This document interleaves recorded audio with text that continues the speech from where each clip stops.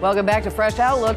It has been a bumpy ride lately for automakers. There's another recall to report, but this one has a different spin. Spiders have forced Suzuki to recall more than 19,000 mid-sized cars. Now, apparently, spider webs can clog a fuel vapor hose, cutting off airflow, and if that happens, it's not good, folks. It causes cracks in the gas tanks, fuel leaks, and possible fires. So, a little crazy story on that. That's not $4 can of spider repel. I mean, I don't understand how this happens. It seems just bizarre. And I believe it was both Suzuki and Mazda, they're saying. So it was a Where couple are they of different building ones. them? I mean, what? I think they got the motto confused. It's a tiger in your tank, not a spider. Ah, nice. Well, I don't know how to do psychotherapy with spiders, but I will tell you that I think the psychology of the auto industry is actually improving, even though there's been these hiccups, as we call Hiccups. There's Yeah. been millions of recalls. But the sales are very strong, and I think the cars overall are really better. And I think there's a bright future the way things are looking. I really do. In terms of the mileage and things like that. Yeah. I will say one thing, some great deals. Now, I cannot believe how many people have been calling me to get somebody, I think it was Toyota, offered me something like $4,000. To not drive? No, sorry. No. How many cars have you gone through, man? I'm just curious. No, but I mean, there's some incredible deals right now, so check them out. They come with the spider bite. What's that? They come with the spider bite. They come with the Isn't our car called the Spider? All right. Speaking of animals, not spiders, apparently dogs suffer like kids do with back-to-school blues. Of course, the kids are going back to school.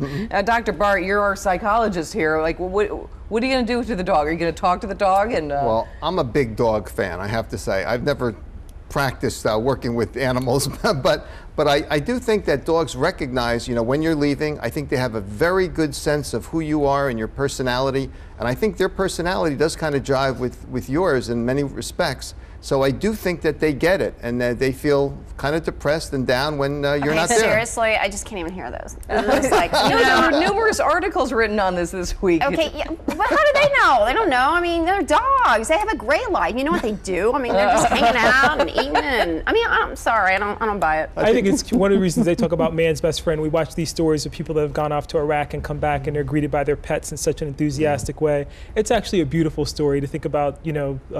So much literature, so many cartoons that are based on that relationship. It's kind of nice to have that confirmed in this sentimental way. Those people get pictures of their dogs. I think it's so weird. Now, I actually had a dog for 20 years, Freeway.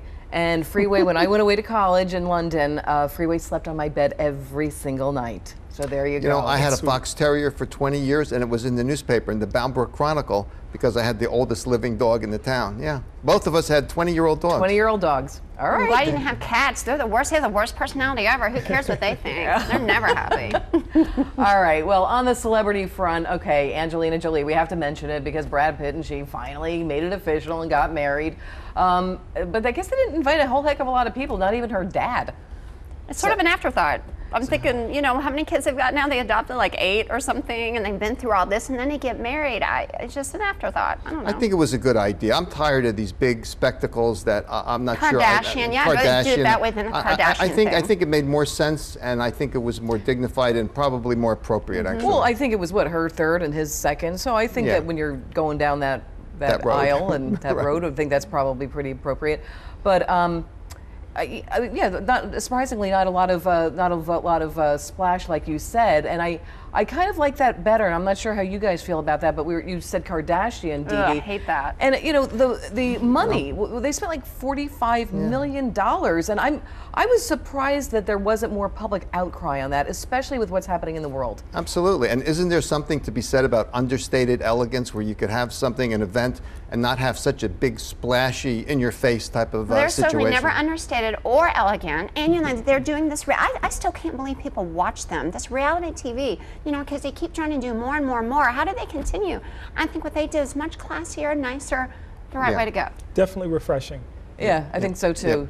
Well, we'll see. We'll wish them the best. How about that? Maybe they'll come on the show and tell us about their There we go. All right. Well, Brad's ex was also making news this week. Jennifer Aniston joined a Friends reunion on Jimmy Kimmel, and it was kind of just a fun little thing to see all those girls back together. But also when you look back at how young they were, you forget how many years ago. That was like 20 years ago. They look great. I mean, I gotta say, I don't know what they're doing, but They're doing it right. Yeah. They are, and I love the moment for someone who grew up on Cheers and Seinfeld and didn't really appreciate Friends because I was, busy and doing other things. It was kind of nice to see them come back and recognize how important that show was to an entire generation of people. I wasn't a big Friends watcher either. I don't know what I was doing. Maybe I was overseas, but I just never really kind of got into it. But maybe the reruns and stuff. But anybody else? No, I wasn't either. I like Seinfeld, but I wasn't really into. We're dating okay. ourselves. Yeah. No, I liked it. I'm not sure because it would just sometimes it depended upon where you were in life. That's true. I like Friends. I watched it. I thought it was good, and I thought this reunion was really nice. It was a good thing to do, and they handled it well. And Jimmy Kimmel was always wonderful, so it was fun to watch. Yeah, there they are right there. But I thought it was kind of funny how he did the whole routine. So he's always funny. We've so talked good. about him a bunch of times. All right. Well, we also have a catastrophic announcement. Great. All right. Hang on. A catastrophic announcement that has perturbed a lot of people. Hello Kitty turned 40 this week, and she's not a cat. So, Dee Dee, I know this was something that really offended you and upset you. For one, I hate cats. Sorry. Secondly, that is a cat. They're lying, and I don't know. Now, what is the Hello Kitty stuff? And you wonder, why does anyone buy this? Why do the kiddos buy this? You think they want the Barbies? They want the real thing. Why do they want a cat? And now they're saying that's not a cat, so it's all ruined. Well, don't you think it's a little bit of a PR thing? I have to agree with Dee Dee. I was going to make an appointment with Dr. Bart this week to deal with this because, I grew up on Disney where you have Goofy and Pluto and which one's the dog, and now Pluto's not a planet, and now Kitty's not a cat. Dr. Bart? Dr. Bart, they better make some time. I think we're all with Dee Dee on this one. I don't quite get it. I mean, they tried to make this thing look kind of interesting, a cat, a person, whatever. I don't know. It's kind of weird. It is. Yeah, no, and actually it's kind of weird that we're talking about it, but it just really did make it, when you went on any of the chats, it was like... Oh, it was big news. It was huge news this week. I couldn't believe it. I'm like, really? And I don't even think I ever watched Hello Kitty. I think the people who made Hello Kitty are laughing all the way to the bank, are laughing all the way to their publicists, because we know it's a kitty. Take a look at, it's a kitty. Whiskers, okay, what little girl? Here's what they said. They said because it's standing on two legs. It was never meant to be a kitty. It's a little girl, and I think it's Goofy, and but that's a dog. I think it's the second best publicity stunt next to we're talking the bucket about challenge. We're here talking about They're it. laughing at us. The bucket challenge is still going strong this week, and a lot of people are talking about how much money that is raised and where this is going to take nonprofits. Well, it just shows what creativity can do. And it caught on, and it's kind of funny to see people, I think, to have cold water with ice dumped on them and see the reaction, because it's different for everyone. So I think that's the fun of it. I gotta agree with Dee Dee. I love this. I love thinking out of the box, and this is a good example of someone who had a great idea and said, hey, let's go back to something that's tried and true. It's the why we love American Idol. It's just a talent contest. Really? But it's redone, and So that's it great. became a production. It's like, who can do the best ice bucket challenge? So it gets to be more and more interesting. And I saw our sister producer Alyssa. She did the ice bucket challenge. Say that again. Ice bucket challenge this week. But it is amazing because I was reading a couple of different articles about how nonprofits are because ALS wasn't one of the bigger ones. I didn't know what it was. Did you not? Well, you probably did, Dr. Parker. I didn't know what it was. It makes you think that people are willing to give money in this situation, but without it, they wouldn't. So maybe there's more money out there in private enterprise that would make a lot of things go better. Well, they said this was obviously their greatest fundraiser of all types. So I think a lot of the nonprofits now are going to be rethinking how they raise money because these social media ways are certainly popular. They get the word out about the cause, and they're raising more money. Well, you talk about cause marketing, and there's been some people that have made a lot of money on cause marketing, where you can actually market a certain event or a brand, and it does work. I think it's sort of a team effort too, because you see President Bush do it. Oh, I feel like I should do something or give some money, and if somebody challenges you, what are you going to do? Say no, and then get your friends to. So I think it's sort of a team community effort, actually. Now, I love that it was a lot of small donors too. This is great. So a different model. Yeah. Absolutely. Of course, unfortunately, we're not going to be seeing it moving forward because we're nearing the end of the summer. A lot of people aren't going to be dumping Well, it could get even more interesting if you do it in December. That's true. They could raise even more money. Now, Dr. Bart, a lot of people like me, I actually get a little depressed. You have to go back to work, so you're probably all like pumped up and stuff like already. that. Depressed. Yeah, we can tell you're just a depressed sort of guy. No, I mean but a lot of people are starting to get very depressed at this time of year because the days are getting shorter, it's getting darker earlier. So I guess we all have to go to Florida with you, Dr. Bart. I think that's a good idea. But I think that there is a lot to it, though. I think people think about the terrible winter last year, and the Farmer's Almanac is predicting another very severe winter. So now we're going to get even more depressed. You guys are such downers. I love fall. That's my favorite season. You're such downers. We've got like these, September, October, November, the best part of the year.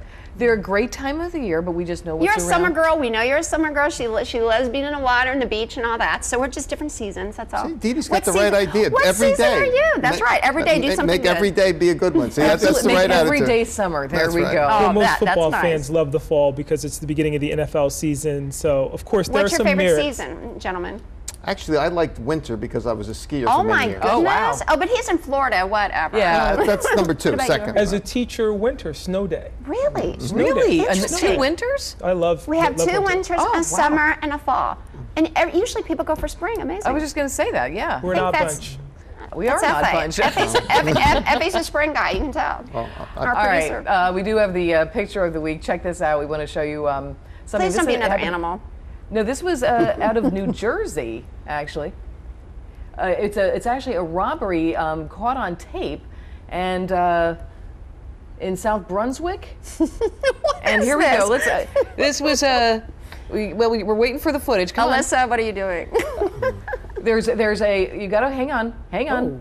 They're gonna thwart this robbery in a very interesting way. Hold on. Come on. Where's it There's a coming? knife. Here we go. All right. This is again South Brunswick, New Jersey. Not too far from our studios, actually. Oh, great.